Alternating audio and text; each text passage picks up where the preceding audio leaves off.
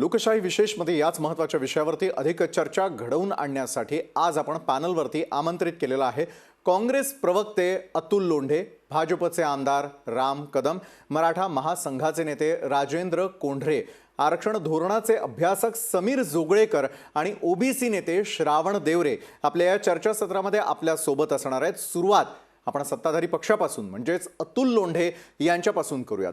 अतुलजी, आज खरं तर मराठा आरक्षणासंदर्भामध्ये महत्त्वपूर्ण निकाल येणार, त्यामुळे प्रत्येकाचं लक्ष या निकालाकडे लागलेलं होतं। मात्र अखेर आलेला निकाल हा सगळ्यांनी पाहिला आणि त्यानंतर त्याचं खापर जे आहे ते पुन्हा एकदा राज्य सरकारच्या माथ्यावरती फोडण्यात आलेलं आहे। राज्य सरकार याच निकालासंदर्भात पुढे काय करणार? अतुलजी विशाल, पहिले हा निकाल समजून घ्या आणि राज्य सरकार काय करणार ते पण मी सांगतो। याच्यामध्ये महत्त्वाची गोष्ट अशी आहे की 102वी घटना दुरुस्ती हा याच्यातला माइलस्टोन आहे। 102वी घटना दुरुस्ती ही 14 ऑगस्ट 2018 रोजी झाली आणि त्या घटना दुरुस्तीमध्ये राज्यांचे अधिकार एससी-बीसीच्या सारखा आरक्षण देण्याचे राहिलेले नाहीत। ते अधिकार केंद्र सरकारकडे म्हणजे पर्यायाने केंद्रीय मागासवर्गीय आयोग आहे त्याच्या मार्फत देऊन राष्ट्रपतींच्या मार्फत नोटिफिकेशन काढून करण्याचे होते। महाराष्ट्रामधला जो कायदा आहे तो 2014चा कायदा म्हणून हे खोटं सांगत आहे। 2014चा कायदा जेव्हा 30 नोव्हेंबर 2018 रोजी महाराष्ट्राच्या विधानसभेत म्हणजे 102व्या घटना दुरुस्तीच्या नंतर पास झाला, त्यावेळेस यांनी तो 2014चा कायदा हा रिपील केला। It stands repeal. तुम्ही सेक्शन 8 किंवा 14 या दोनपैकी कुठल्यातरी सेक्शन मध्ये इट स्टँड रिपील म्हणून त्यांनी दिलेला आहे। म्हणजे मागचा कायदा रद्द केला। म्हणजे 102व्या घटना दुरुस्तीनंतर जो कायदा आला तेव्हा राज्य सरकारला असा आरक्षण देण्याचा अधिकार नव्हता। नंबर 1। नंबर 2, त्याच्यामध्ये रेकमेंडेटरी पॉवर जे आहे ते फक्त राज्य सरकारला देण्यात आले। म्हणजे राज्य सरकारने त्यावेळेस काय करायला हवं होतं, केंद्र सरकारच्या मागासवर्गीय आयोगाकडे याची रेकमेंडेटरी म्हणजे एक रेकमेंडेशन केंद्र सरकारला करायला हवं होतं आणि मग केंद्रीय आयोगाकडून ते राष्ट्रपतीकडून नोटिफिकेशन काढायला पाहिजे होतं, ते केलं नाही। तिसरी गोष्ट, देवेंद्र फडणवीस किती दादांत खोटं बोलतात त्याचं उदाहरण सांगतो मी। त्यांनी सांगितलं की गायकवाड अहवाल जो आहे, गायकवाड आयोगाचा अहवाल हा यांनी ट्रान्सलेट करायला उशीर लावला। अहो, मुळात गायकवाड समितीचा अहवाल हा इंग्रजीमध्ये आहे, त्यामुळे ट्रान्सलेशन करण्याचा प्रश्नच येत नाही। त्यामुळे तोही मुद्दा जो आहे तो लोकांपुढे आपण चुकलेलो आहोत आणि त्याच्यामुळे आता पुढे कसं जायचं हा प्रश्न आहे।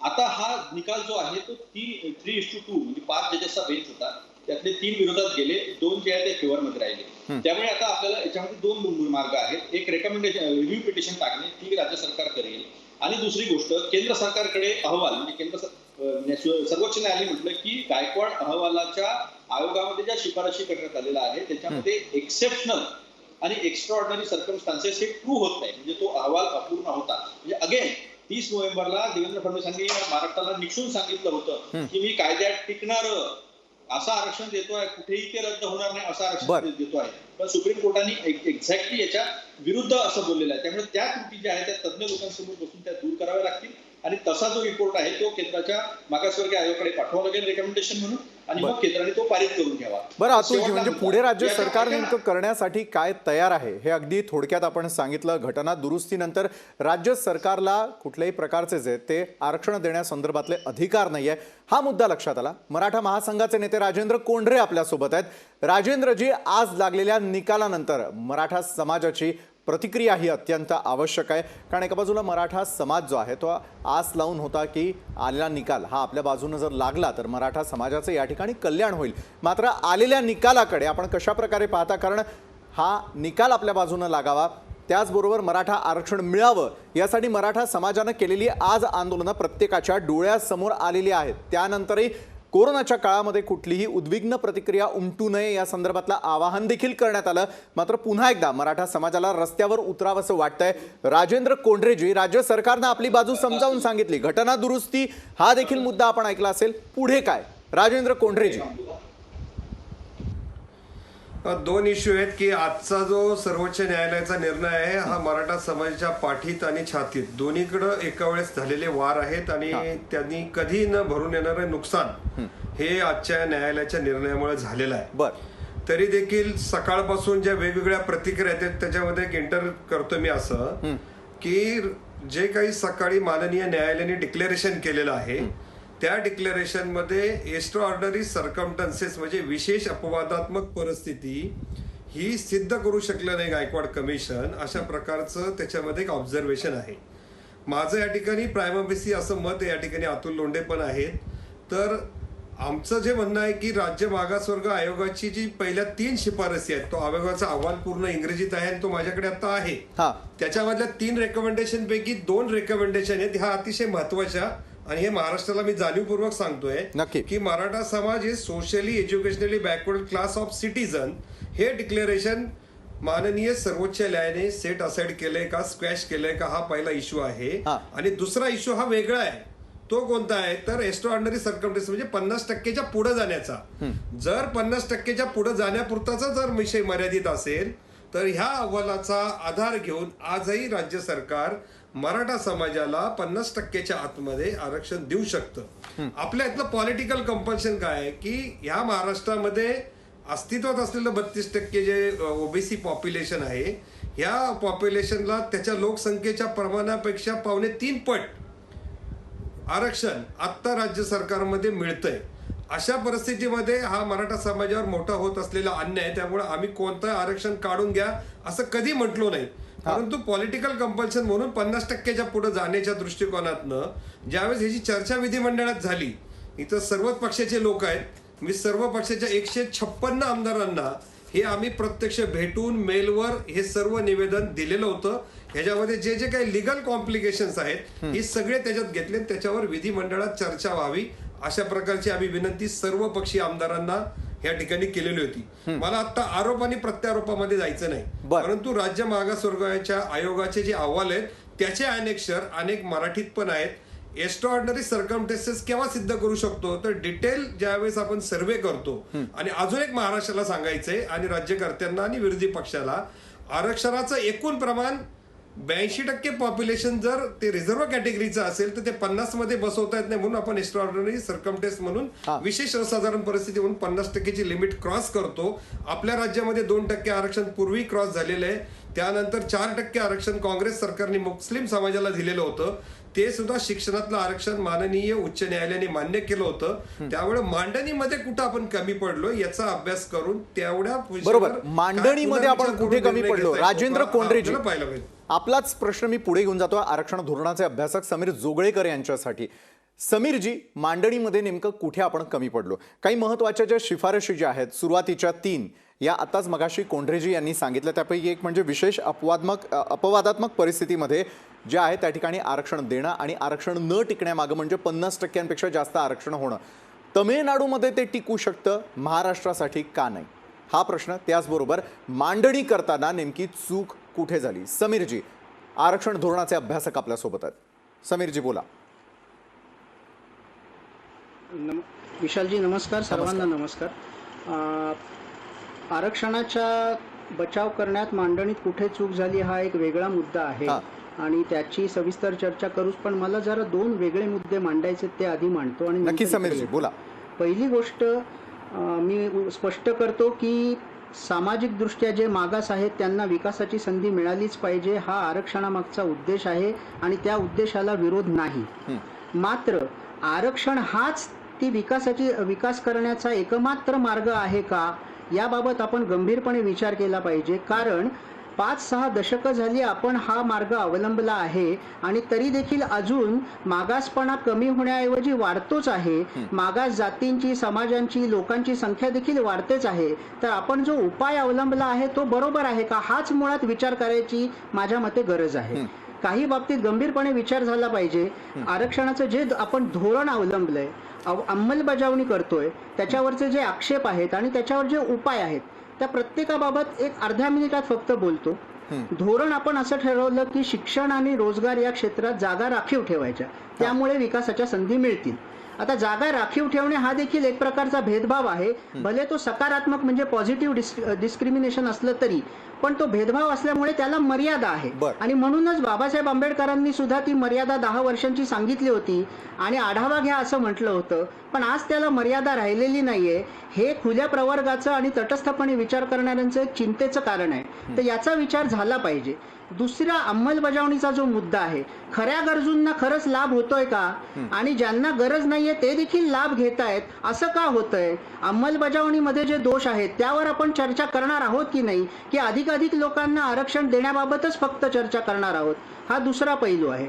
तिसरा पैलू म्हणजे अनेक आक्षेप घेतले जात आहेत. 50% मर्यादेचा तर सर्वांना माहितीच आहे.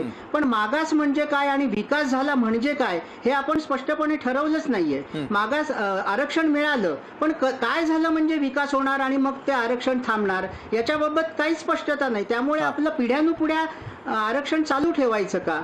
बरं, संधी मिळण्यासाठी झुकतं माप दिलं पण प्रगतीसाठी तरी त्या व्यक्तीने प्रयत्न करायला पाहिजेत ना. मग पदोन्नतीसाठी आरक्षण का द्यायचं? म्हणजे शर्यतीत भाग घेण्यासाठी द्यायचं आणि मग शिवाय बक्षीस सुद्धा त्याच्यासाठी राखून ठेवायचं का? गुणवत्ताधारक संधीपासून वंचित होतात, ते परदेशात जातात, आपल्या देशाला त्यांचा उपयोग होत नाही, ब्रेन ड्रेन होतो. इथल्या करदात्यांच्या पैशावर ते शिक्षण घेतात आणि दुसऱ्या देशांना लाभ होतो. म्हणजे ज्यांच्यासाठी करदात्यांनी आरक्षण दिलं तिथेही गुणवत्ता कदाचित कमी मिळाली म्हणून नुकसान आणि जे होते गुणवत्ताधारक ते दुसरीकडे गेले म्हणून नुकसान. तर याबाबत आपण कधी विचार करणार? दुसरा एक मुद्दा सांगितला जातो की संधी मिळणे हा मागासांचा हक्क आहे. निश्चितच आहे आणि मिळालीच पाहिजे. पण गुणवत्ताधारकांना काहीच हक्क नाही आहेत का? आणि सर्वात महत्वाचा मुद्दा शेवटचा सांगतो, अर्धा मिनिट आणि थांबतो. जात हा निकष ठेवलेला आहे. एरवीच नेहमी आपण जाती निर्मूलन, जातीयवाद कसा वाईट आहे वगैरे बोलत असतो, पण इथे मात्र तोच निकष ठेवतो. याच्यामुळे जातीयवाद वाढीस लागतो, समाजात फूट पडते. हे नाही का होत? तर हे जोपर्यंत होणार नाही तोपर्यंत आपण अधिकाधिक समाजांना फक्त कसं आरक्षण देता येईल हे ठरवू. मुळात आपली मानसिकता बदलायला पाहिजे. आरक्षण हा एकमात्र विकासाचा उपाय नाहीये. खाजगी क्षेत्र आपल्याला खुलं आहे, क्रीडा क्षेत्र खुलं आहे, कला क्षेत्र खुलं आहे. प्रत्येकजण स्वतःच्या पायावर उभं राहून वेगवेगळ्या प्रकारे विकास करून घेऊ शकतो. तर हे इतर मार्ग आपण का नाही अवलंबत? खरं म्हणजे आरक्षणाचं क्षेत्र आणि त्यामुळे मिळणाऱ्या संधी अगदी मर्यादित आहेत. सरकारीपेक्षा खाजगी क्षेत्रात खूप संधी आहेत. तर हा विचार न करता आपण माझ्या मते विचाराची दिशाच बदलली पाहिजे. जो आढावा 10 वर्षांनी घ्यायला सांगितला समीरजी, दोन महत्त्वाचे त्याच्याबाबत मुद्दे सगळे आपण पक्ष उपस्थित काहीच करत केले नाहीये, की त्याचा काही एका तपशील बाजूला नाहीये. आरक्षणाचा या जो गोष्टी आपण प्रश्न गेल्या कित्येक याचा विचार दिवसांपासून केला पाहिजे. निकाली लागावा यासाठीचे प्रयत्न सुरू आहे. मात्र आरक्षण हा मूळ निकषच नसावा असं आपल्याला वाटतं का? आणि दुसरीकडे जी मराठा समाजानं आरक्षणासंदर्भातली केलेली मागणी होती हा उपाय नसल्याचं आपल्याला वाटतंय.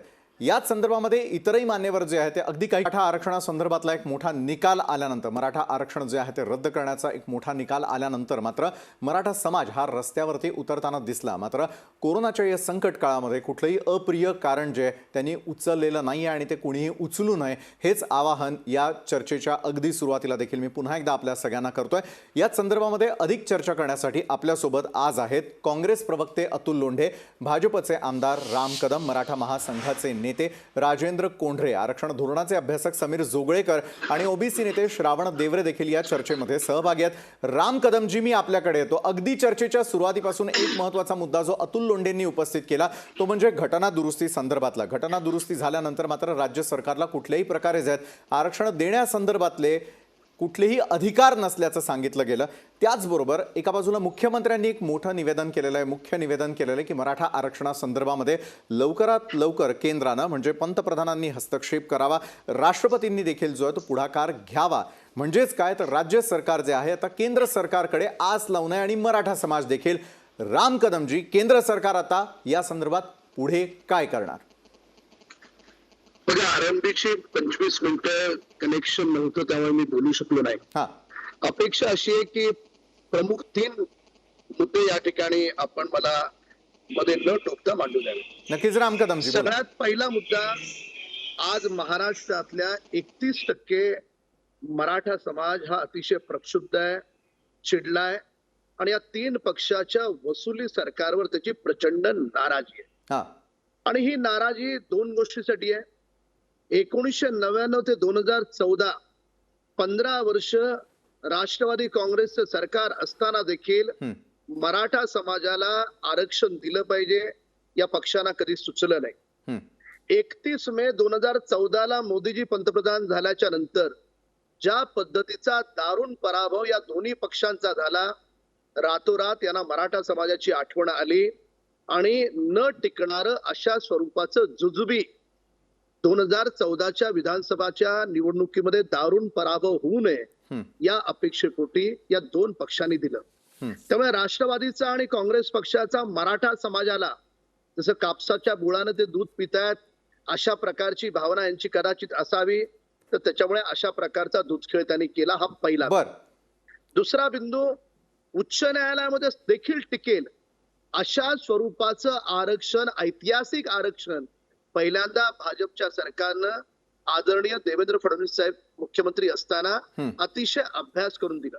मी अनेक घटनांचा स्वतः साक्षीदार आहे. रात्री 3-3 वाजेपर्यंत माननीय मुख्यमंत्री देवेंद्र फडणवीसजी अनेक विधी तज्ञांसोबत चर्चा करून मराठा समाजाचं आरक्षण टिकलं पाहिजे, ते टिकण्यासाठी काय केलं पाहिजे याची चर्चा करत होते. बर, या ठिकाणचं सरकार रात्री 3-3 वाजेपर्यंत कदाचित वसुलीमध्ये गर्क असेल, त्यांना वेळ मिळाला नसेल.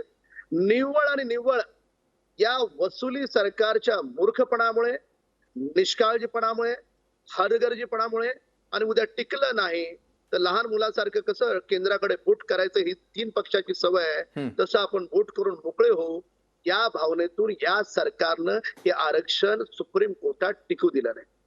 जर यांनी सहानी प्रकरणात ज्या पद्धतीने एक विशेष बाब, ज्या पद्धतीची परिस्थिती महाराष्ट्रात आहे, 31% पेक्षा अधिक हा समाज आहे, अशा सगळ्या बाबी जर त्यांनी मजबूतीनं मांडल्या असत्या तर आज मराठा समाज दुःखी झाला नसता. हा दुसरा बिंदू. आता स्वतःचा पराजय यांना लपवायचा नाही. वाजेच्या गाडीत काउंटिंग मशीन सापडते तरी देखील हे वाजेची वकिली करतात, त्याचं समर्थन करतात. आता ह्यांचं मुस्काट 31% मराठा समाजाने एका वेगळ्या अर्थानं, व्यापक अर्थानं या तिन्ही पक्षाचं फोडलं पाहिजे, या तिन्ही पक्षांना जोड्यानं मारलं पाहिजे, ही भावना आज मराठा समाजाची आहे. ज्या मराठा समाजानं शांतप्रिय मोर्चे काढले त्या समाजाला हे तिन्ही पक्ष अतिशय हलक्यामध्ये घेतात, अतिशय किरकोळमध्ये घेतात. म्हणून या पक्षांनी जर हे गंभीरपणे घेतलं असतं तर ते आरक्षण टिकलं असतं. आता ज्या गोष्टीची कुठल्याही प्रकारे, ज्या गोष्टींना आपण एका वेगळ्या अर्थानं म्हणू, कुठला आधार नाही. आता मराठा समाज या 3 पक्षावर चिडलाय. मराठा समाजाची भावना झाली, या 3 पक्षांनी आम्हाला अपमानित केलं, या 3 पक्षांनी आम्हाला फसवलंय. तर म्हणून माननीय मुख्यमंत्र्यांना आणि इथे असलेल्या प्रवक्त्यांना इकडची तिकडची जुजुबी कारण देऊन केंद्राकडे बोटं दाखवायची वेळ आली. तुम्ही का नाही सुप्रीम कोर्टात भांडलात? कोणी तुम्हाला अडवलं होतं? ज्यावेळेस भांडायची वेळ होती, अहो तुमचा वकील सुप्रीम कोर्टात आम्हाला सरकारकडून ब्रीफिंग नाही म्हणून तारखा घेत होता. मराठा समाजाला एवढं तुम्ही मूर्ख समजू नका. का तारखा घेत होता? बरं, राम कुठे होते कदमजी, तुमचे मुख्यमंत्री? कुठे राम होते कदमजी, तुमचे मंत्री? मला सांगा, कुठलीही सत्ताधारी ज्या वेळेला वस्तू चुकत होते मोजण्यामध्ये त्यावेळेला होते. विरोधी पक्ष त्या ठिकाणी का उभा राहिला नाही? जे महाविकास आघाडी सरकारला जमलं नाही ते विरोधी पक्षानं त्यावेळेला वेळोवेळी जर लक्षात आणून दिलं असतं तर कदाचित ते आपली बाजू मांडू शकले असते. आपण म्हणता बाजू मांडण्यात महाविकास आघाडी सरकार कमी पडलं. कुठे कमी पडलं सरकार? राम कदमजी, माफ करा, अँकर म्हणून मला आता तुमचं आश्चर्य वाटतं. नाही नाही राम कदमजी, माझं म्हणणं एवढंच आहे की ज्या वेळेला राज्य सरकार चुकत होतं त्यावेळेला त्यांच्या चुका दाखवणं, या क्षणाला आम्ही ऐकून याच्यासाठी घेणार नाही. प्रत्येक पत्रकाराचा सन्मान झाला पाहिजे ही माझी भावना आहे आणि मी करतो आपला सन्मान. पण मला एक सांगा, विरोधी पक्ष कुठे कमी पडला? ना विधान परिषदेत कमी पडला, ना विधानसभेत कमी पडला. अरे हाताला हात लावून, खांद्याला खांदा लावून आम्ही यांच्यासोबत काम करायला तयार आहोत. पण या 3 पक्षांना वसुलीमध्ये जास्त इंटरेस्ट, ते वसुलीमध्ये गर्क होते, व्यस्त होते. बरं, अतुल लोंढेजींकडून आपण उत्तर घेऊयात. अतुल लोंढेजी, आपण वसुलीमध्ये गर्क होतात का? भाजप आमदार राम कदम थेट आरोप करतायत. दुसरीकडे मला अतुल लोंढेजी आपल्याला प्रश्न विचारायचा आहे की हायकोर्टानं मान्य केलेलं जे आरक्षण होतं ते सुप्रीम कोर्टानं का रद्द ठरवलं? मग याचा अभ्यास आपण केला का? आणि आपण म्हणून केंद्राकडे बोट दाखवताय का अतुलजी? असं आहे की आमचे राम कदम जे आहेत ते प्रचंड विचारलं की डिबेट करताना कसं करावं. म्हटलं डिबेट करताना समोरचा प्रश्न आहे, त्याने विचारलं ठाणे कुठं आहे?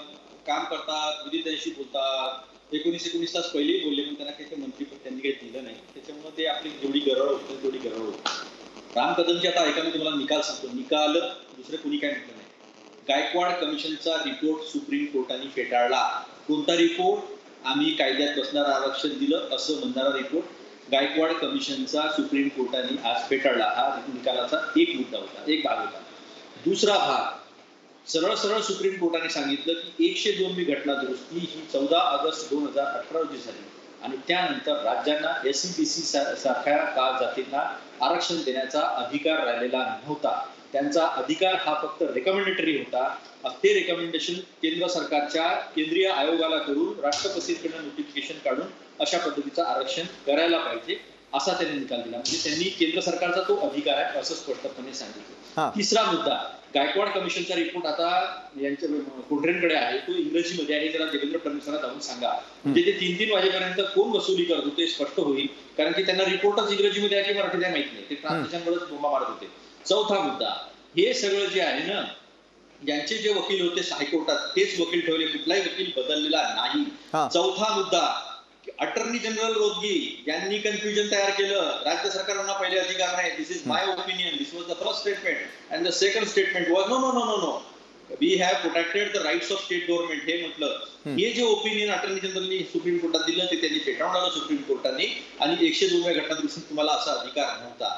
गायकवाड समिती यांच्या काळात, गायकवाड समितीचा अहवालावरून जेव्हा यांनी कायदा बनवला, त्या कायद्यामध्ये 2014चा केलेला कायदा हा रद्दबातल ठरवला. त्यामुळे प्रॉस्पेक्टिव्ह इफेक्टनी आपल्याला तो अधिकार राहिला नव्हता. तरी सुद्धा यांनी 3-3 वाजेपर्यंत अभ्यास करून, न समजल्यामुळे, अनेक अभ्यास केल्यामुळे शेतकऱ्यांची जी कर्जमाफी फसली, शेतकऱ्यांचं लाईनीत लावलं, तसं मराठा समाजाच्या मुलांना, जे तरुण मुलं आहे नोकरीसाठी शिक्षणासाठी भांडण आले त्यांना सुद्धा लाईनीत लावलं. त्यामुळे कोणाचं मुस्काट फुटणार आहे ना, हे सगळं निकाल आम्ही उद्या सगळा मराठीत करून तो टाकणार आहोत सगळीकडे, आणि कोणाचं मुस्काट फोडेल ना मराठा समाज ते दिसून येईल. त्यामुळे एक स्पष्टपणे हा मुद्दा आहे, जे वसुली करतात ना, तर एक इंटरव्ह्यू आहे मॅक्स महाराष्ट्र बहिणींचा, त्याच्यामध्ये अनेक गोष्टी आहेत, त्या उद्या सांगणार आहे त्या वेगळ्या पद्धतीनं. राम कदमजी बोला, तुमचं मी शांतपणे ऐकलं. विशाल, मुळामध्ये या ठिकाणी काँग्रेसचे प्रवक्त्यांचं काय ऐकून घेण्याची आवश्यकताच नाही. आम्हाला जे बोलायचं ते आम्ही बोलणार, आणि या क्षणी मी जे बोलतो आहे एक मराठा म्हणून, मराठा समाजाचा आवाज म्हणून, म्हणजे मला शिव्या हा शब्दप्रयोग करायचा नाही, पण या क्षणाला महाराष्ट्राचा 31% मराठा समाज या 3 पक्षांना शिव्या घालण्याच्या मानसिकतेत आहे. त्यामुळे यांचं आम्हाला ऐकूनच घ्यायचं नाही.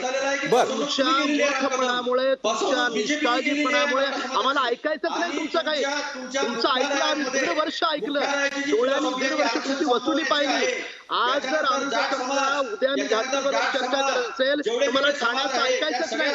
तुमच्या मूर्खपणामुळे मराठा आरक्षण टिकलं नाही, तुमच्या निष्काळजीपणामुळे मराठा आरक्षण टिकलं नाही. त्याच्यामुळे तुमचं आम्हाला काही ऐकून घ्यायचं नाही.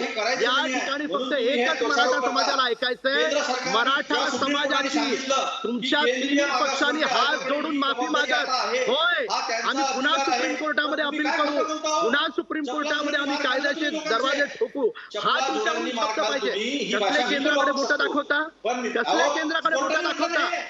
कोरोना केंद्राकडे बोट, कुठलाही विषय केंद्राकडे बोट, मदत कुणी करायची केंद्राने करायची, पीपीए किट कोणी द्यायची केंद्राने द्यायची. सगळंच जर केंद्राने द्यायचं तर महाराष्ट्रात व्हायला बसलं कशाला? त्याच्यामुळे या क्षणाला आम्हाला मराठा समाजाला यांचं काहीही ऐकायचं नाही. हे बोलत असताना मी तेच वाक्य म्हणालो की आम्हाला यांचं काही ऐकण्याची इच्छा नाही. आम्ही मराठा समाज या 3ही पक्षांना या क्षणाला शिव्या घालण्याच्या मानसिकतेत आहोत. ज्या शांतप्रिय पद्धतीने मराठ्यांनी मोर्चे काढले, त्या शांततेचा या सरकारनं प्रचंड मोठा अपमान केला. बरं राजेंद्र कोंढरेजी, मला सांगा, एका बाजूला सत्ताधारी असतील किंवा विरोधक असतील, मराठा समाजाला हवं असलेलं आरक्षण आता कशा प्रकारे मराठा समाज जे आहे ते मिळवून दाखवणार आहे? राजेंद्र कोंढरेजी. बघा, आता सर्वोच्च न्यायालयाचा निकाल आहे तो 5:30-6 वाजेपर्यंत वेबसाईटवर डाउनलोड केल्यानंतर ज्येष्ठ विद्यार्थ्यांकडे तपासून त्याच्यामध्ये काय मार्ग काढता येऊ शकतो तो आम्ही राज्य सरकारला तशा प्रकारची विनंती करू. त्यासाठी केंद्र सरकारची जी काय मदत लागेल तर केंद्राला पण सांगू, विरोधी पक्षांना पण सांगू. परंतु कोणत्याही परिस्थितीमध्ये राज्य सरकार आणि केंद्राने ह्याची जबाबदारी झटकता कामा नये. मी आता परत महाराष्ट्राला सांगतो, खरं हा विषय मी आता काढणार नव्हतो, परंतु जर आमचा 1,500 पानं आणि जवळपास 4,000 ॲनेक्शर असलेलं जर रिपोर्ट पूर्णपणे जर सुप्रीम कोर्ट फेटाळत असेल तर 2-2 पानाच्या GR वर जे आरक्षण आता राज्यामध्ये लावलेलं आहे ते राज्यातलं आरक्षण सुद्धा धोक्यात आहे. याची जाणीव मला सत्ताधारी आणि विरोधी पक्षांना करून द्यायची. त्याच्याही पलीकडे जाऊन सांगायचं, मगाशी ज्येष्ठ विधिज्ञांनी सांगितलं की EWSचं जे आरक्षण आहे ते सुद्धा 50% आरक्षणाची मर्यादा ओलांडणारं आरक्षण आहे. जर सामाजिक असाधारण परिस्थिती SC-BC आरक्षणाच्या बाबतीमध्ये तो जर ग्राउंड असेल, विशेष रिमोट एरियामध्ये राहायला पाहिजे, विशेष अपवादात्मक परिस्थिती राहायला पाहिजे, मग शहरी भागातले जे पांढरपेशी लोक आहेत, व्यापारी वर्ग आहेत, यांच्या मुलांना जे 10% आरक्षण दिलेलं आहे त्याच्यासाठी कोणताही मोर्चा आणि कोणताही क्रायटेरिया नव्हता. त्यामुळं उद्या भविष्यामध्ये त्याही आरक्षणावर खोडा येऊ शकतो आणि आपल्या राज्यातल्या एक्झिस्टिंग ओबीसी आरक्षणावर पण येऊ शकतो. ऑलरेडी मॅटने महाराष्ट्र स्टेटचा ऍक्ट रद्द केलेला होता आणि ह्या सगळ्या गोष्टी आता सुप्रीम कोर्टामध्ये आहे. याला एकच मार्ग मी महाराष्ट्राला आणि राज्य सरकारला, विरोधी पक्षांना सांगतो की आता केंद्र सरकारने रोहिणी कमिशन नेमलेलं आहे. केंद्र 3 जातींचं वेगवेगळं त्रिभाजन करणारे ओबीसी लिस्टचं, महाराष्ट्रातले 6 प्रवर्ग आहेत. 50%च्या कॅपमध्ये आरक्षण देण्याला न्यायालयाचा विरोध नाही. हा पॉलिटिकल ऍडजस्टमेंटचा विषय आहे. 50%च्या आतमध्ये आम्ही 42 जाती संघटनांना तयार केलेले, ते मराठा समाजाला सब कॅटेगराईज करून आतमध्ये सामावून घ्यायला तयार आहेत. माझी अतुल लोंढेंना आणि राम कदम साहेबांना विनंती आहे की तुम्ही याच्यावर राजकीय एकमत केलं तर ह्या महाराष्ट्रामध्ये मराठा समाज आणि बहुजन समाजातली दरी कमी करण्यासाठी हा निर्णयासाठी आपण जावं आणि सर्वोच्च न्यायालयाच्या निर्णयाचा अभ्यास करून आपण जिथं कमी पडलो त्यातनं काय वाट काढता येते त्याच्यासाठी आपण प्रयत्न करावे. बरोबर आहे. समीर जुगळेकर जे आहेत आरक्षण धोरणाचे अभ्यासक, त्यांच्याकडे देखील मी पुन्हा एकदा जाईल. समीरजी, मला पुढचा प्रश्न हा विचारायचा आहे की पुढे काय यावरती आपण चर्चा करतो. यापूर्वी काय झालंय, या बाजू तर मांडल्या गेलेल्या आहेत, मात्र या पुढच्या काळामध्ये रिव्ह्यू पिटिशन आणि क्युरेटिव्ह पिटिशन हे 2 पर्याय जे आहेत ते सार्थ ठरू शकतात का? समीरजी. रिव्ह्यू पिटिशन, क्युरेटिव्ह पिटिशन याबाबत ही कायदेशीर बाब आहे आणि मी त्यातला तज्ज्ञ नाही, पण मला एक दोन दुसऱ्या गोष्टी सुचवायच्या आहेत. एक म्हणजे विकासाची संधी मागासलेल्या लोकांना मिळालीच पाहिजे, यात वादच नाही. आणि समजा आरक्षण आपण त्याच्यासाठी धोरण ठरवलं असेल तर ते कशा प्रकारे राबवता येईल, ते बदलता कसं येईल याबाबत विचार केला पाहिजे. उदाहरणार्थ, अमुक एका जातीतली व्यक्ती मागास आहे म्हणून तिला संधी द्यायची, पण ती तमुक जातीतली आहे म्हणून तिला द्यायची नाही, असं का करावं? म्हणजे जातीचा निकष खरोखरीच लावावा का? दुसरी गोष्ट, आर्थिक निकष लावावा अशी मागणी मोठ्या प्रमाणावर सर्वत्र होते आहे, त्याच्याबाबत विचार व्हायला पाहिजे. तिसरी गोष्ट, जागा राखीव ठेवणे हाच मार्ग आहे का संधी देण्याचा? आणि बऱ्याच वेळा अशी तक्रार असते की एखाद्या अभ्यासक्रमाच्या प्रवेशासाठी तथाकथित खुल्या प्रवर्गातल्या लोकांना 95 मार्क मिळाले तरी देखील प्रवेश मिळत नाही, पण मागास वर्गातल्या लोकांना 60 मिळाले तरी मिळतो. मी एक उदाहरण म्हणून देतोय. तर ही तक्रार आहे आणि मग त्यावेळी कमी प्रतीची मंडळी, इंजिनियर किंवा आर्किटेक्ट तयार होतात, अशी एक तक्रार असते. तर ही तक्रार दूर करण्यासाठी आपल्याला काय करता येईल? त्या अभ्यासक्रमासाठी किमान पात्रता उदाहरणार्थ 80 गुणांची असली पाहिजे आणि मागास वर्गासाठी ती 75 करू किंवा 70 करू असं ठेवलं पाहिजे, जेणेकरून त्या म्हणजे मागास वर्गातल्या लोकांना सुद्धा प्रवेश घेताना अभिमानाने सांगता येईल की जी किमान पात्रता होती ती आमच्यात सुद्धा आहे, आम्ही काही कोणाचे उपकार करून घेतले नाही, आम्ही लढून आणि किमान पात्रता मिळवून आम्ही तिथे प्रवेश घेतला. आणि दुसरं म्हणजे अभ्यासक्रमातली आणि सर्वच क्षेत्रातली गुणवत्ता सांभाळली जाईल. तिसरा आणि सर्वात महत्वाचा मुद्दा, मानसिकतेमध्ये बदल झाला पाहिजे. आपण आरक्षणामुळे काय करतोय तर जे लिमिटेड रिसोर्सेस आहेत आपल्याकडे, संसाधनं, संधी ज्या आहेत त्या सरकारी क्षेत्रात लिमिटेड आहेत, मर्यादित आहेत, त्याच्यामध्येच आपण अनेक जातींचा समावेश करून त्या कमी संधींसाठी सर्वांचा तिथे हक्क सांगून भांडणं लावण्यासारखं हे होतं आहे. प्रॅक्टिकली हे शक्य नाही. तर त्यामुळे इतर मार्ग शोधणे महत्वाचं आहे आणि ते झालं नाही. मागासपणा हा आरक्षणाचा निकष आहे. मी मागास आहे हे सांगण्यात कोणाला अभिमान वाटेल, पण आज असं झालंय की अहो आम्हाला मागास ठरवा हे सांगण्यासाठी वेगवेगळे समाज धडपड करतायत आणि त्यांचे नेते आयोग नेमतायत. जगात कुठेही असं उदाहरण दिसणार नाही. तर मानसिकतेत बदल केला पाहिजे. 21व्या शतकामध्ये संधींमधली समानता म्हणजे इक्वल ऑपॉर्च्युनिटी आपल्याला महत्वाची आहे. ती नाही केली तर समाजाचं भलं होणार नाही आणि ह्या वेगळ्या दिशेने आपण विचार केला पाहिजे. इतरही संधी, समीरजी, आरक्षणापेक्षा वेगळा पर्याय याकडे आपला जो तो कल सर्वाधिक आहे. नक्कीच. राम कदम यांच्याकडे मी जाईल. राम कदमजी, आरक्षणाबाबत केंद्र सरकार मात्र येत्या काळामध्ये हस्तक्षेप करणार का? हे बघा, हे आजचं जे आरक्षण गेलंय हे पूर्णपणे या 3 पक्षाच्या महाराष्ट्र सरकारच्या चुकीमुळे गेलेलं आहे. हे वाचू शकलं असतं आणि त्याच्यामुळे यांचं कोणाचं ऐकून घेण्याची आमची मानसिकताच नाहीये. या 3 पक्षाच्या प्रवक्त्यांची या क्षणाला केवळ आणि केवळ यांना शिव्या घालण्याची आणि यांच्या निष्काळजीपणामुळे हे आरक्षण गेलं हे या ठिकाणी ठासून सांगण्याची आवश्यकता आहे. आता कायदेशीर बाबी सांभाळून तपासून केंद्र सरकारचा नेहमीच सर्व जाती धर्माच्या लोकांना सोबत घेऊन विकास हा दृष्टिकोन राहिलेला आहे.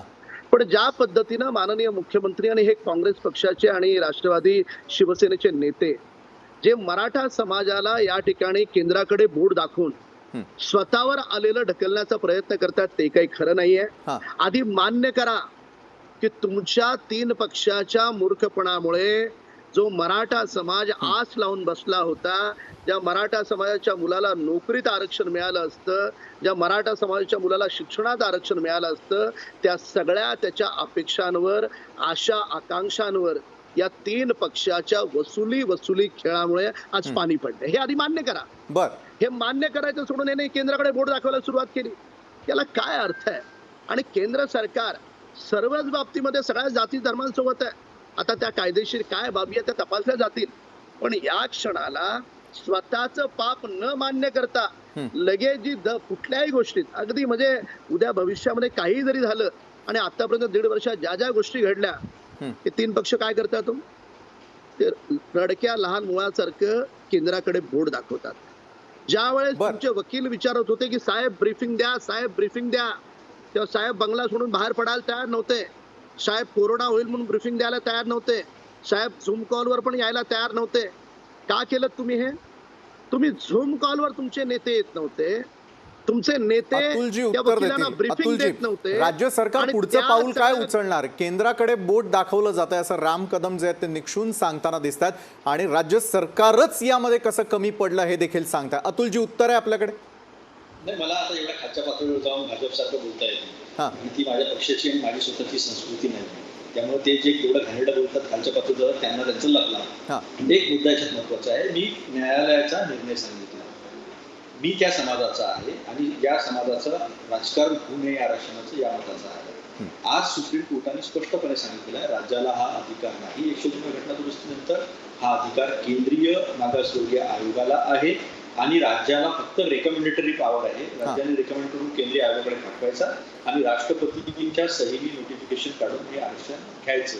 अशा पद्धतीची मांडणी जी आहे ती सुप्रीम कोर्टाने केलेली आहे. आता कोणाला इंग्रजी वाचता येत नसेल किंवा वाचून समजायचं नसेल किंवा लोकांना भडकवायचं असेल आणि राज्यामध्ये अराजकता माजवायची असेल कारण 300 कोण करताय अतुलजी? जल बघा ना राम कदम काय बोलतात आहे. राम कदमचं बोलणं भडकवणारच आहे. पण मी स्पष्ट सांगतो या आजच्या या घटनेसाठी सर्वांनी एकत्र येण्याची गरज आहे. केंद्र सरकारकडे हे अधिकार आहे तसं सुप्रीम कोर्टाने सांगितलेलं आहे. ज्याच्याकडे अधिकार आहे त्याच्याकडेच आपण जाणार आहे. राताराला आम्ही काही केलं नाही तर सुप्रीम कोर्ट आणि हायकोर्ट जे आहे ते सगळं सांगत आहे. सुप्रीम कोर्टाने सांगितलं की मुंबईमध्ये किती चांगलं कोरोनावरून काम सुरू आहे, महाराष्ट्रामध्ये किती चांगल्या पद्धतीने काम सुरू आहे, हे जेनोसाइड आहे असं अलाहाबाद साधा प्रश्न आहे. हे ऑक्सिजन न देणं हे देवेंद्र genocide आहे. फडणवीस हे भाजपचं असं म्हटलेलं आहे. सरकार उच्च न्यायालयात देवेंद्र टिकवू फडणवीस काय- शकलं. तुम्ही काही बोललं तर तुम्हाला सुप्रीम सुप्रीम कोर्टात कोर्टात का नाही टिकवता आलं निर्णय याच्यावर तुम्हाला बोला. समजायचं नसेल तर नका समजू एक तुम्ही. मिनिट. देवेंद्र फडणवीस स्वतः बोलले आहेत. आदरणीय काय- देवेंद्र फडणवीस साहेब आणि भाजपचं सरकार हायकोर्टात टिकवू शकलं ते पण कोर्टच आहे ना. मग तुम्हाला सुप्रीम कोर्टात का नाही टिकवता आलं याचं उत्तर नाही देणार का? का नेहमी रडीचा डाव वसुली खेळातून थोडा वेळ काढला असता आज मराठा समाजाला दुःखी व्हावं लागलं नसतं. 102 याचं उत्तर आहे का तुमच्याकडे? तुम्ही का कायदा केला? लॉयरला तुम्ही ब्रीफिंग का दिलं नाही याचं उत्तर आहे का तुमच्याकडे? निवडणुका डोळ्यासमोर आल्या 2014 ला घाई गडबडीत मराठा समाजाला आरक्षण दिलं. 15 वर्ष तुम्हाला मराठा समाज का आठवला नाही याचं उत्तर आहे का तुमच्याकडे? काय ऐकून घ्यायचं तुमचं? या आजच्या दिवसाला मराठा समाजाला या तिन्ही पक्षाच्या प्रवक्त्यांचं काही ऐकून घ्यायचं नाही. तुम्हाला काय करायचं आहे काही तुमचा अभ्यास नाही, काही तुम्ही विचार करत नाही, अविचारी पद्धतीने बोलतात तुम्ही. सगळा अभ्यासाचा ठेका तुम्ही एकट्याने घेतलाय ना. तुम्हाला लोकांची माती सगळ्या मिळवायची आहे. अभ्यासाचा तो ठेका धंदा एकट्याने बघायचा घेतलाय. नाही. तो जो अभ्यास सुप्रीम कोर्टात नीट केला असता तर आरक्षण टिकलं असतं. एवढा तर तुमचा अभ्यास आहे. हात जोडून विनंती करायची आहे तुम्ही निकाल वाचा. आपण सगळे शिकलेलो आहोत. आता आपण काय अनाडी अनपढ झाला नाही की आपल्याला कोणीही कोणत्याही दिशेने हाकून नाही देईल. नाही सगळी त्यामुळे निकाल PhD वाचा. डॉक्टरेट तुमच्या निकाल एकट्याकडे वाचा. आहे. आणि ज्यांनी धोका या केला गोष्टीचा आहे अभ्यास त्यांना समजून विचारा. सांगा. तुम्ही असा तो धोका लॉयर का जेव्हा केला? ब्रीफिंग आणि आमचं विचारत आरक्षण तुम्ही का होता बुडवलं? सरकार म्हणून काय भूमिका काय मांडू तेव्हा तुमचा अभ्यास कुठल्या गावाला बोलायला गेला होता? केंद्र सरकारचे अशा शब्दात तुम्हाला विचारलं तर उत्तर आहे का तुमच्याकडे काही? बाहेरून का खोटं बोलतात हे प्रश्न जे आहे ते समाजाच्या विद्यार्थ्यांनी अभ्यास करून या कमाल आहे. अहो तुमचा अभ्यास सुप्रीम कोर्टात कुठे बोंबलायला गेला होता? हे समोर आणावं. जेव्हा हायकोर्टामध्ये देवेंद्र फडणवीस साहेबांच्या आमच्या भाजपच्या सरकारनं जेव्हा हे आरक्षण टिकवलं जो ते खोटा बोलत अभ्यासाने असेल त्याला टिकवलं. पडवा डोळ्यांनी. मी ते एवढं सांगतो ना जो खोटा बोलत असेल त्याला डोळ्यांनी पडवा, तयारी ठेवा. लोकं शिकलेली आहे मराठा समाजाची, सन्माननीय मोठी लोकं आहेत, अभ्यासू आणि काँग्रेसचे प्रवक्ते तुमचा तिथे काहीच अभ्यास फरक नाहीये. सुप्रीम तुम्ही कोर्टामध्ये सगळं- झोपला अहो, मी- होता का? अहो, काय करत अहो, होता वाचा अभ्यास ना, तुमचा? वाचा नक्कीच तुम्ही. मराठा आरक्षण रद्द होण्याची कारण विशाल, मीमांसा जे आहे, विशाल, प्रत्येक पक्ष या ठिकाणी करताना दिसतोय. मात्र शेवटच्या टप्प्यामध्ये एका महत्वाच्या मुद्द्यावरती चर्चा होणं अपेक्षित आहे आणि ती म्हणजे आरक्षणासंदर्भातील आता अखेर शेवटचा पर्याय हा मराठा समाजासमोर कुठला आहे. आणि या चर्चेमध्ये यावेळेला ओबीसी नेते श्रावण देवरे देखील जोडले गेले आहेत. श्रावण सर, स्वागत आपलं. पुढे काय या महत्त्वपूर्ण विषयावरती चर्चा करण्यासाठी? खरं तर मराठा आरक्षणासंदर्भामध्ये राज्य सरकार असेल, केंद्र सरकार असेल, आपापली बाजू जी आहे ती मांडून झालेली आहे. त्यानंतर मराठा समाज देखील आक्रमक झाला. मात्र कोरोनाच्या या संकट काळामध्ये त्यांनी देखील संयम ठेवत काही गोष्टी ज्या आहेत त्या राखून ठेवलेल्या आहेत. मात्र यापुढे जाऊन पर्याय सगळ्यांना शोधायचा आहे की मराठा समाजाला अपेक्षित असलेलं आरक्षण कोण, केव्हा आणि कशा प्रकारे मिळवून देऊ शकतं. श्रावणजी,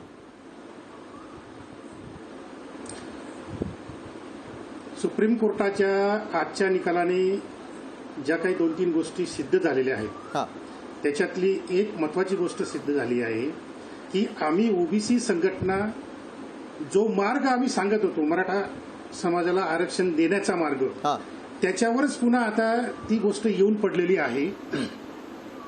आम्ही सुरुवातीपासून सांगतोय की मराठा समाजाला आरक्षण या पद्धतीने देता येणार नाही, दिलं तर ते टिकणार नाही. हां ईडब्ल्यूएसचं जे आरक्षण आहे, ब्राह्मण, क्षत्रिय, वैश्य याच्यातल्या ज्या जाती आहेत ज्यांना SC ST OBC कॅटेगरीत किंवा दुसरे कुठलंही आरक्षण ज्यांना मिळत नाही, ते ईडब्ल्यूएसचं 10% जे आरक्षण आहे ते आरक्षण मराठा समाजाने घेतलं पाहिजे हे आम्ही आधीपासून सांगतो आहोत.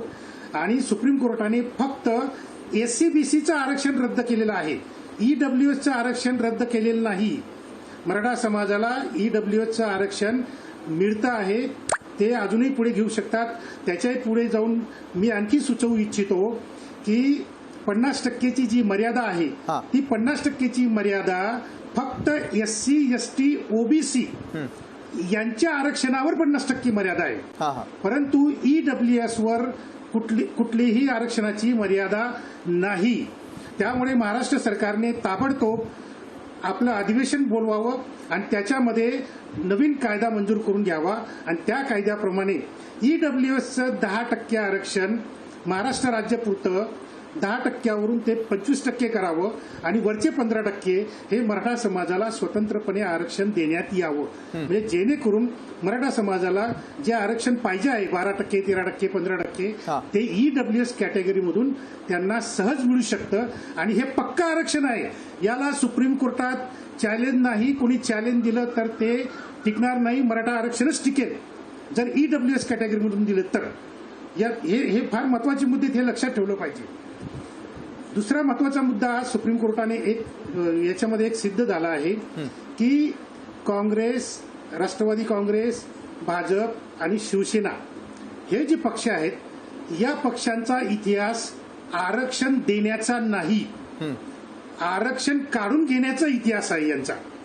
त्यामुळे ज्या समाज घटकाला आरक्षण मागायचं असेल किंवा घ्यायचं असेल तर त्यांनी SC कॅटेगरीशी दोस्ती केली पाहिजे, ST कॅटेगरी म्हणजे आदिवासीशी दोस्ती केली पाहिजे, OBCशी दोस्ती केली पाहिजे, तरच मराठा समाजाला आरक्षण मिळू शकेल. तामिळनाडूमधल्या ओबीसी पक्षांनी सर्व ब्राह्मणेतर जातींना आरक्षण दिलेलं आहे. SC ST OBC आणि तिथे जे काही स्वतःला क्षत्रिय समजतात काही जाती त्यांना पण तामिळनाडूच्या ओबीसींनी आरक्षण दिलेलं आहे. श्रावणजी, कशा प्रकारे आरक्षण देण्याचा मिळू इतिहास शकेल? ईडब्ल्यूएस अंतर्गत जे आरक्षण आहे ते मराठा समाजाला नको होतं. राजेंद्र कोंढरेजी, ईडब्ल्यूएस आरक्षण हा पर्याय ठरू शकतो का? नाही, त्याचं कारण असं आहे महत्वाचं की घटनेच्या बेसिक स्ट्रक्चर एखादी घटना दुरुस्ती केलेली त्याची वैधता ही आता सुप्रीम कोर्टामध्ये प्रलंबित आहे, अर्थात ईडब्ल्यूएसचं आरक्षण. त्यामुळं आता आपल्यावर कोणीतरी येऊ नये आपल्याकडे म्हणून हा दुसऱ्या घरात पाठवण्याचा प्रोग्राम आहे. ईडब्ल्यूएस आरक्षण म्हणजे काय, तर जे प्रवर्ग रिझर्व्ह नाही त्या प्रवर्ग म्हणजे ते पण कास्टबेस आहेच की नाही. पण आज असा प्रश्न आहे की मराठा समाज जर सामाजिक, आर्थिक दृष्ट्या आणि शैक्षणिक दृष्ट्या आयोगाने जर मागास ठरवलेला असेल हा. तर त्याच्यासाठी जे काही न्याय्य आरक्षण आहे ते दिलं पाहिजे. हा. ते न देता तुम्ही आज जर ईडब्ल्यूएस टाकलं आणि उद्या 2 वर्षामध्ये, कारण आज तुम्ही महत्वाचा मुद्दा घ्या, 50% मर्यादा ओलांडण्यासाठी जे निकष सर्वोच्च न्यायालयाने सांगितले ती विशेष अपवादात्मक परिस्थिती नसल्यामुळं हा. ते फेटाळलंय. विशेष अपवादात्मक परिस्थिती म्हणजे काय, तर रिमोट एरियामध्ये राहायला पाहिजे, अति विशिष्ट वाईट परिस्थिती पाहिजे, अशा प्रकारचं एक विवेचन त्याच्यामध्ये आहे. मग असं आता घटना दुरुस्ती केलेलं आरक्षण आहे, ही घटना दुरुस्ती देखील सर्वोच्च न्यायालयामध्ये आता ती प्रलंबित आहे. ही केस जशी मराठा आरक्षणची कोरोनाच्या काळामध्ये लगेच सुनावणीला येते, स्टे येतो, ते नंतर पटकन परत त्याचं बेंच बसतं, बेंच डिसाईड झाल्यानंतर कोरोना काळामध्ये आम्ही विनंती केली फिजिकल हिअरिंग, ते सगळं डावलून निकाल सुद्धा झटपट दिला. एवढी जर गती माननीय सर्वोच्च न्यायालयाने ठेवलेली असेल, तशी महाराष्ट्राचा जो आत्ताचा आरक्षण कायदा आहे, पदोन्नतीचा कायदा आहे, देशातला तामिळनाडू आरक्षण आहे, ईडब्ल्यूएसचं आरक्षण आहे, असे अनेक सुप्रीम कोर्टमध्ये केसेस पेंडिंग आहेत. त्याचा परिणाम मराठा आरक्षणावर उलटसुलट होत आहे. आणि म्हणून माझं या ठिकाणी विनंती आहे की आता मुर्गजळ दाखवून आगीतनं फपाटत नाही तर मग फपाट्यातनं परत बाहेर फेकून द्यायचं. मला पहिला निकाल उद्या येऊ द्या, निकाल आल्यानंतर याच्यातली व्यवस्थित विवेचन करून आम्ही भूमिका मांडू. नक्कीच. म्हणजे राजेंद्रजी, एकंदरीत पाहायला गेलं तर EWS अंतर्गत नको, मात्र येत्या काळामध्ये हे आरक्षण टिकवण्यासाठी आता राज्य सरकार काय पाऊल उचलतं, केंद्र सरकार यामध्ये हस्तक्षेप करतं का, असे एक ना अनेक प्रश्न आहे. आणि या पुढच्या काळामध्ये पुढे काय, हा प्रश्न तोपर्यंत जो आहे तो प्रलंबित राहणार आहे. अतुलजी लोंढे आहेत आपल्याबरोबर पुन्हा एकदा जोडले गेलेले. शेवटची प्रतिक्रिया मला आपल्याकडून अतुलजी अपेक्षित आहे, आणि ते म्हणजे या पुढच्या काळामध्ये आरक्षण मिळवून द्यायचं असेल तर शेवटचा पर्याय काय? नाही, आता आजच्या निकालामध्ये जे स्पष्ट झालेलं आहे ते असं आहे की एक त्याच्यामध्ये रिव्ह्यू पिटिशन टाकावं लागेल, कारण 3:2 हा निकाल झालेला आहे. 2 असहमत नाही आहेत आणि 3 सहमत आहेत. त्यामुळे दोनची जी आहे त्यामुळे आपल्याला एक रिव्ह्यू पिटिशन टाकावं लागेल. आणि दुसरं एक, सुप्रीम कोर्टाने जे म्हटलं की केंद्र सरकारकडे रेकमेंडेशन हे राज्य सरकारने पाठवायचे असते, तर ते रेकमेंडेशन पाठवण्याची सोय जी आहे ती राज्य सरकार करेल. प्रसंगी जर 1 दिवसाचं अधिवेशन बोलवावं लागलं या गोष्टीसाठी तर अधिवेशन पण बोलवण्याची सरकारची तयारी आहे. त्यामुळे आमची एकच विनंती आहे की या तू मैमय हा राजकारणाचा विषय नाही. आपण सगळ्यांनी एकत्र येऊन जे सुप्रीम कोर्टाने दिशानिर्देश दिलेले आहे, सुप्रीम कोर्टाचा हा जो निर्णय आहे, या निर्णयाच्या अनुषंगाने ज्या स्पेसेस आपल्याला आहेत त्या सगळ्यांनी मिळून, राज्य आणि केंद्र सरकारने मिळून हा प्रश्न तसाच लावणं शक्य आहे. त्यासाठी प्रयत्न करायला हवे. नक्कीच. केंद्र आणि राज्य सरकार जर एकत्र आलं तर मात्र मराठा समाजाला आरक्षण मिळवून देणं शक्य असल्याचं दिसून येतं. त्यामुळे राज्य असेल किंवा केंद्र सरकार असेल, दोघांनीही त्यासाठी प्रयत्न करणं हे अत्यंत आवश्यक. धन्यवाद अतुल लोंढेजी, धन्यवाद राम कदमजी, धन्यवाद राजेंद्र कोंढरेजी, समीर जोगळेकरजी आणि श्रावण देवरेजी, आपण या चर्चासत्रामध्ये सामील झालात त्यासाठी. मात्र येत्या काळामध्ये पुढचं पाऊल राज्य की केंद्र कोण उचलणार, त्यानंतरच खऱ्या अर्थानं मराठा आरक्षणाचं भवितव्य देखील ठरताना दिसून येणार आहे. मात्र लवकरात लवकर राज्य असेल किंवा केंद्र असेल हातात हात मिळवून जर हा प्रश्न मार्गी लागत असेल तर मात्र तो मार्ग अवलंबावा, अशीच या क्षणाला देखील विनंती.